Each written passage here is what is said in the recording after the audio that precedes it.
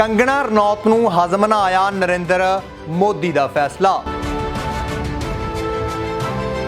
खेती कानून वापसी नूं दस दिता सरासर गलत। 3 कृषि कानूनों को वापस लेने का, रिपील करने का निर्णय लिया। सड़कों ते बैठे किसानां ते भी लगा दिते वड्डे इल्जाम।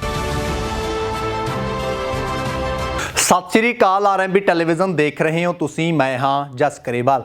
अज दी चढ़दी सवेर किसानां दे लई वड्डी जित लैके आई। किसानां दे मुरझाए चेहरिਆਂ ਦੇ ਉੱਪਰ खुशी आई। किसानां ਦੀ ਝੋਲੀ ਦੇ ਵਿੱਚ ਜਿੱਤ ਪਈ जो पिछले लंबे समय तो लगभग 1 साल तो ਜਿਹੜੇ ਦਿੱਲੀ ਦੀਆਂ ਬਰੂਹਾਂ ਦੇ ਉੱਪਰ ਬੈਠੇ ਸੀ ਆਪਣੇ ਹੱਕਾਂ ਦੇ ਲਈ, ਦਿੱਲੀ ਦੀਆਂ ਬਰੂਹਾਂ ਦੇ ਉੱਪਰ ਬੈਠੀ ਸੀ ਤਾਂ ਜੋ ਉਹਨਾਂ ਦੀਆਂ ਜ਼ਮੀਨਾਂ ਉਹਨਾਂ ਦੇ ਕੋਲ ਰਹਿਣ, ਕਿਉਂਕਿ 3 ਖੇਤੀ ਕਾਨੂੰਨ ਜਿਹੜੇ ਆ ਉਹ 17 ਸੈਪਟੰਬਰ 2020 ਨੂੰ ਲਾਗੂ ਕੀਤੇ ਗਏ ਆ। ਉਸ ਤੋਂ ਬਾਅਦ ਕਿਸਾਨਾਂ ਨੇ ਜਿਹੜਾ ਆਪਣਾ ਲੰਬਾ ਸੰਘਰਸ਼ ਵਿੱਢਿਆ, ਕਿਸਾਨਾਂ ਨੇ ਦੇਸ਼ ਭਰ ਦੇ ਵਿੱਚ ਚੱਕਾ ਜਾਮ ਵੀ ਕੀਤਾ। ਕਿਸਾਨ ਆਗੂ ਰਾਕੇਸ਼ ਟਕੈਤ ਹੋਰਾਂ ਦੀ ਕਾਲ ਦੇ ਉੱਪਰ ਤੇ ਉਸ ਤੋਂ ਬਾਅਦ ਨਵੰਬਰ ਮਹੀਨੇ ਦੇ ਵਿੱਚ ਕਿਸਾਨ ਜਿਹੜੇ ਆ ਦਿੱਲੀ ਵੱਲ ਕੂਚ ਕਰਦੇ ਆ ਤੇ 26 ਨਵੰਬਰ ਨੂੰ ਬੈਰੀਗੇਡ ਤੋੜਦੇ ਜਿਹੜੇ ਹੈਗੇ ਆ ਵੱਖ-ਵੱਖ ਸੂਬਿਆਂ ਦੇ ਵਿੱਚੋਂ ਹੁੰਦੇ ਦਿੱਲੀ ਦੀਆਂ ਬਰੂਹਾਂ ਤੇ ਪਹੁੰਚਦੇ ਤੇ ਦਿੱਲੀ ਦੀਆਂ ਬਰੂਹਾਂ ਤੇ ਪਹੁੰਚ ਕੇ ਆਪਣੇ ਡੇਰੇ ਜਿਹੜੇ ਆ ਪੂਰਨ ਰੂਪ ਦੇ ਵਿੱਚ ਲਾ ਲੈਂਦੇ ਆ। ਉਸ ਸਮੇਂ ਦੀ ਜੇਕਰ ਗੱਲ ਕਰੀਏ ਤਾਂ ਹਰ ਕਿਸਾਨ ਆਗੂ ਦੇ ਜ਼ੁਬਾਨ ਦੇ ਉੱਪਰ, ਹਰ ਕਿਸਾਨ ਦੀ ਜ਼ੁਬਾਨ ਦੇ ਉੱਪਰ, ਹਰ ਬੀਬੀ ਦੀ ਜ਼ੁਬਾਨ ਦੇ ਉੱਪਰ, ਹਰ ਭੈਣ ਦੀ ਜ਼ੁਬਾਨ ਦੇ ਉੱਪਰ ਇੱਕੋ ਗੱਲ ਸੀ ਕਿ ਜੇਕਰ ਵਾਪਸ ਜਾਣਾ ਤਾਂ ਖੇਤੀ ਕਾਨੂੰਨ ਰੱਦ ਕਰਵਾ ਕੇ ਜਾਣਾ ਹੈ। MSP ਦੀ ਗਰੰਟੀ ਲੈ ਕੇ वापस ਜਿਹੜਾ ਆ ਜਾਣਾ ਆ। ਇਹਨਾਂ ਕਿਸਾਨਾਂ ਨੇ ਉੱਥੇ ਧੁੱਪਾਂ ਵੀ ਸਹੀਆਂ, ਇਹਨਾਂ ਕਿਸਾਨਾਂ ਨੇ ਜਿਹੜੀ ਹੈਗੀ ਆ ਠੰਡ ਵੀ ਚੱਲੀ, ਇਹਨਾਂ ਕਿਸਾਨਾਂ ਨੇ ਵੀ ਹਨੇਰੀਆਂ ਵੀ ਜਿਹੜੀਆਂ ਹੈਗੀਆਂ ਚੱਲੀਆਂ ਪਰ ਵਾਪਸ ਨਾ ਮੁੜੇ। ਹਾਲਾਂਕਿ ਭਾਜਪਾ ਨੂੰ ਲੈ ਕੇ, ਨਰਿੰਦਰ ਮੋਦੀ ਹੋਰਾਂ ਨੂੰ ਲੈ ਕੇ ਇੱਕ ਗੱਲ ਆਖੀ ਜਾਂਦੀ ਸੀ ਕਿ ਨਰਿੰਦਰ ਮੋਦੀ ਜਿਹੜੇ ਨੇ ਜੋ ਫੈਸਲਾ ਲੈ ਲੈਂਦੇ ਨੇ ਤਾਂ ਉਹ ਫੈਸਲੇ ਤੋਂ ਵਾਪਸ ਨਹੀਂ ਹਟਦੇ। ਨਰਿੰਦਰ ਮੋਦੀ ਦਾ ਲਿਆ ਹੋਇਆ ਫੈਸਲਾ ਅਟੱਲ ਹੁੰਦਾ ਆ। ਪਰ ਜਦੋਂ ਇਸ ਦੇ ਬਾਰੇ ਕਿਸਾਨ ਆਗੂਆਂ ਦੇ ਨਾਲ ਗੱਲਬਾਤ ਕੀਤੀ ਜਾਂਦੀ ਸੀ ਤਾਂ ਕਿਸਾਨ ਆਗੂ ਇੱਕੋ ਗੱਲ ਆਖਦੇ ਸੀ ਕਿ ਹਾਲੇ ਤੱਕ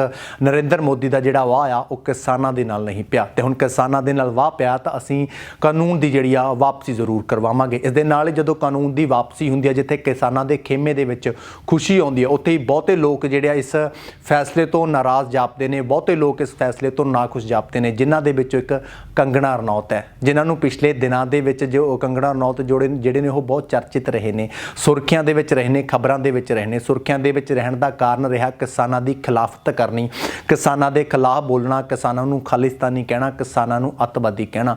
ਪਰ ਜਦੋਂ ਹੀ ਅੱਜ ਨਰਿੰਦਰ ਮੋਦੀ ਹੋਰਾਂ ਦਾ ਜਿਹੜਾ ਫੈਸਲਾ ਆਉਂਦਾ, ਦੇਸ਼ ਦੇ ਪ੍ਰਧਾਨ ਮੰਤਰੀ ਦਾ ਫੈਸਲਾ ਆਉਂਦਾ ਕਿ 3 ਖੇਤੀ ਕਾਨੂੰਨ ਜਿਹੜੇ ਅਸੀਂ ਉਹ ਵਾਪਸ ਲੈ ਰਹੇ ਹਾਂ, ਤਾਂ ਉਸ ਤੋਂ ਬਾਅਦ ਕੰਗਨਾ ਰਣੌਤ ਨੇ ਜਿਹੜਾ ਟਵੀਟ ਕਰਦੇ ਨੇ ਅਤੇ ਇਸ ਫੈਸਲੇ ਤੋਂ ਨਾ ਕੁਛ ਹੁੰਦੇ ਨੇ। ਕੰਗਨਾ ਰਣੌਤ ਆਖਦੇ ਨੇ ਕਿ ਜੇਕਰ ਸੰਸਦ ਦੇ ਵਿੱਚ ਬੈਠਣ ਵਾਲੇ ਲੋਕਾਂ ਦੀ ਜਗ੍ਹਾ ਤੇ ਸੜਕਾਂ ਦੇ ਉੱਪਰ ਬੈਠਣ ਵਾਲੇ ਲੋਕ ਜਿਹੜੇ ਨੇ ਉਹ ਫੈਸਲੇ ਕਰਨਗੇ, ਉਹ ਕਾਨੂੰਨ ਘੜਨਗੇ ਤਾਂ ਦੇਸ਼ ਜਿਹੜਾ ਆ ਜਿਹਾਦੀਆਂ ਦਾ ਦੇਸ਼ ਬਣ ਜਾਵੇਗਾ। ਪਿਛਲੇ ਸਮੇਂ ਦੀ ਜੇਕਰ ਗੱਲ ਕਰੀਏ ਤਾਂ ਕੰਗਨਾ ਰਣੌਤ ਨੂੰ ਭਾਜਪਾ ਹਿੱਤੀ ਮੰਨਿਆ ਜਾ ਰਿਹਾ ਸੀ।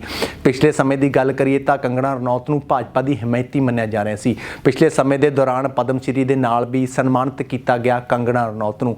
ਪਰ ਅੱਜ ਦੇ ਸਮੇਂ ਨੂੰ, ਅੱਜ ਦੇ ਟਾਈਮ ਦੇ ਵਿੱਚ ਬਹੁਤਿਆਂ ਨੂੰ ਸੋਚਿਆ ਜਾ ਰਿਹਾ ਸੀ ਕਿ ਸ਼ਾਇਦ ਜਿਹੜਾ ਸਾਰੇ ਲੋਕ ਜਿਹੜੇ ਨੇ ਉਹ ਹਮਾਇਤ ਦੇ ਵਿੱਚ ਆਉਣਗੇ, ਪਰ 2 ਗੁੱਟ ਇੱਕ ਤਰ੍ਹਾਂ ਦੇ ਨਾਲ ਬਣਦੇ ਨਜ਼ਰ ਆ ਰਹੇ ਨੇ। ਬਹੁਤੇ ਲੋਕ ਤੇ ਬਹੁਤੇ ਬਾਲੀਵੁੱਡ ਅਦਾਕਾਰ ਵੀ ਜਿਹੜੇ 2 ਗੁੱਟ ਬਣਦੇ ਨਜ਼ਰ ਆ ਰਹੇ ਨੇ, ਜਿਨ੍ਹਾਂ ਦੇ ਵਿੱਚ ਬਹੁਤੇ ਲੋਕ ਜਿਹੜੇ ਨੇ ਉਹ ਨਰਿੰਦਰ ਮੋਦੀ ਦੇ ਇਸ ਫੈਸਲੇ ਦਾ ਸਮਰਥਨ ਕਰਦੇ ਨੇ, ਇਸ ਫੈਸਲੇ ਦੀ ਹਮਾਇਤ ਕਰਦੇ ਨੇ ਕਿ ਨਰਿੰਦਰ ਮੋਦੀ ਨੇ ਜੋ ਫੈਸਲਾ ਲਿਆ, ਦੇਸ਼ ਦੇ ਪ੍ਰਧਾਨ ਮੰਤਰੀ ਨੇ ਜੋ ਫੈਸਲਾ ਲਿਆ ਉਹ ਬਿਲਕੁਲ ਸਹੀ ਆ। ਪਰ ਦੂਸਰੇ ਪਾਸੇ ਜਿਹੜੇ ਲੋਕ ਇਸ ਦੀ ਵਿਰੋਧਤਾ ਕਰ ਰਹੇ ਨੇ ਤਾਂ ਉਹਨਾਂ ਵੱਲੋਂ ਇੱਥੋਂ ਤੱਕ ਆਖ ਦਿੱਤਾ ਗਿਆ ਕਿ ਜੇਕਰ ਖੇਤੀ ਕਾਨੂੰਨ ਜਿਹੜੇ ਉਹ ਵਾਪਸ ਹੀ ਕਰਨੇ ਸੀ ਤਾਂ ਬਣਾਏ ਕਿਉਂ ਗਏ, ਜੇਕਰ ਖੇਤੀ ਕਾਨੂੰਨ ਜਿਹੜੇ ਹੈਗੇ ਉਹ ਵਾਪਸ ਕਰਨੇ ਸੀ ਤਾਂ ਇੰਨਾ ਸਮਾਂ ਕਿਉਂ ਲੱਗਿਆ। ਹਾਲਾਂਕਿ ਪ੍ਰਧਾਨ ਮੰਤਰੀ ਨਰਿੰਦਰ ਮੋਦੀ ਜਿਹੜੇ ਨੇ ਆਪਣੀ ਸਪੀਚ ਦੇ ਵਿੱਚ ਕਹਿੰਦੇ ਦਿਖਾਈ ਦਿੱਤੇ ਕਿ ਇਹ ਕਾਨੂੰਨ ਜਿਹੜੇ ਆ ਉਹ ਦੇਸ਼ ਦੇ ਕਿਸਾਨਾਂ ਦੀ ਭਲਾਈ ਦੇ ਲਈ ਬਣਾਏ ਸੀ, ਦੇਸ਼ ਦੇ ਕਿਸਾਨਾਂ ਨੂੰ ਅਮੀਰ ਕਰਨ ਦੇ ਲਈ ਬਣਾਏ ਸੀ। ਪਰ ਸਾਡੀ ਗਲਤੀ ਹੈ ਕਿ ਮੈਂ ਮੁਆਫੀ ਵੀ ਮੰਗਦਾ, ਉਹਨਾਂ ਨੇ ਇੱਥੋਂ ਤੱਕ ਕਿਹਾ ਕਿ ਮੈਂ ਮੁਆਫੀ ਮੰਗਦਾ ਕਿ ਬਹੁਤੇ ਕਿਸਾਨਾਂ ਨੂੰ ਜਿਹੜੇ ਆ ਕਿਸਾਨ ਭਾਈਚਾਰੇ ਨੂੰ ਅਸੀਂ ਇਹ ਗੱਲ ਸਮਝਾ ਨਹੀਂ ਸਕੇ ਅਤੇ ਅਸੀਂ ਕਿਸਾਨਾਂ ਦੇ ਨਾਲ ਆ, ਜਿਸ ਦੇ ਕਾਰਨ ਅਸੀਂ ਜਿਹੜਾ ਆ ਇਹ ਫੈਸਲਾ ਆਪਣਾ ਵਾਪਸ ਲੈਂਦੇ ਆ। ਆਪਣੇ ਜਿਹੜੇ ਹੈਗਾ 3 ਖੇਤੀ ਕਾਨੂੰਨ ਜਿਹੜੇ ਆ ਉਹ ਰੱਦ ਕਰਨ ਦਾ ਐਲਾਨ ਕਰਦੇ ਆ, ਅਪੀਲ ਕਰਨ ਦਾ ਜਿਹੜਾ ਹੈਗਾ ਆ ਐਲਾਨ ਕਰਦੇ ਆ। ਦੂਸਰੇ ਪਾਸੇ ਜੇਕਰ ਕਿਸਾਨ ਆਗੂਆਂ ਦੀ ਗੱਲ ਕਰੀਏ ਤਾਂ ਕਿਸਾਨ ਆਗੂਆਂ ਦੇ ਨਾਲ ਜਦੋਂ ਗੱਲਬਾਤ ਕੀਤੀ, ਕਿਸਾਨਾਂ ਦੇ ਨਾਲ ਜਦੋਂ ਗੱਲਬਾਤ ਕੀਤੀ ਤਾਂ ਕਿਸਾਨ ਆਗੂਆਂ ਦਾ ਇੱਕੋ ਕਹਿਣਾ ਸੀ ਕਿ ਜਿਹੜੇ ਹੈਗੇ ਆ ਸਿਰਫ ਐਲਾਨ ਹੋਇਆ ਪ੍ਰਧਾਨ ਮੰਤਰੀ ਨਰਿੰਦਰ ਮੋਦੀ ਵੱਲੋਂ। ਇਹ ਖੁਸ਼ੀ ਜ਼ਰੂਰ ਆ ਪਰ ਇਹ ਛੋਟੀ ਖੁਸ਼ੀ ਆ।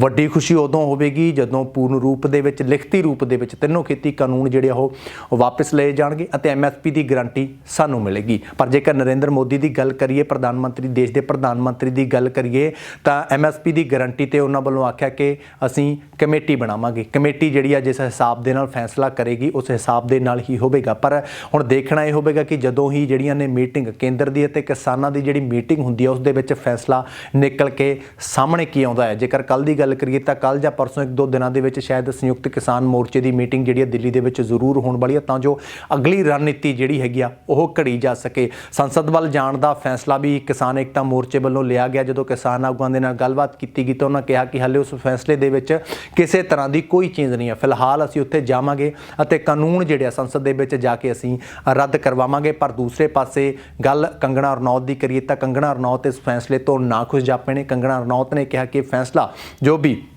ਨਰਿੰਦਰ ਮੋਦੀ ਵੱਲੋਂ ਦੇਸ਼ ਦੇ ਪ੍ਰਧਾਨ ਮੰਤਰੀ ਵੱਲੋਂ ਲਿਆ ਗਿਆ ਆ ਉਹ ਬਿਲਕੁਲ ਗਲਤ ਹੈ ਅਤੇ ਜੇਕਰ ਸੜਕਾਂ ਦੇ ਉੱਪਰ ਬੈਠੇ ਕਿਸਾਨ ਜਿਹੜੇ ਨੇ ਉਹ ਡਿਸਾਈਡ ਕਰਨਗੇ ਕਿ ਕਿਹੜੇ ਕਾਨੂੰਨ ਜਿਹੜੇ ਹੈਗੇ ਆ ਹੋਣੇ ਚਾਹੀਦੇ ਆ, ਕਾਨੂੰਨ ਬਣਾਉਣਗੇ ਤਾਂ ਲੋਕ ਤਾਂ ਇਹ ਦੇਸ਼ ਜਿਹੜਾ ਆ ਜਿਹਾਦੀਆਂ ਦਾ ਦੇਸ਼ ਬਣ ਜਾਵੇਗਾ। ਇਸ ਤਰ੍ਹਾਂ ਦੀਆਂ ਅਪਡੇਟਸ ਦੇ ਲਈ ਜੁੜੇ ਰਹੋ RMB ਟੈਲੀਵਿਜ਼ਨ ਦੇ ਨਾਲ। ਹੁਣ ਆਪਣੇ ਦੋਸਤ ਜਸ ਗਰੇਵਾਲ ਦਿਓ ਇਜਾਜ਼ਤ, ਦੇਖਦੇ ਰਹੋ RMB ਟੈਲੀਵਿਜ਼ਨ। ਧੰਨਵਾਦ ਜੀ।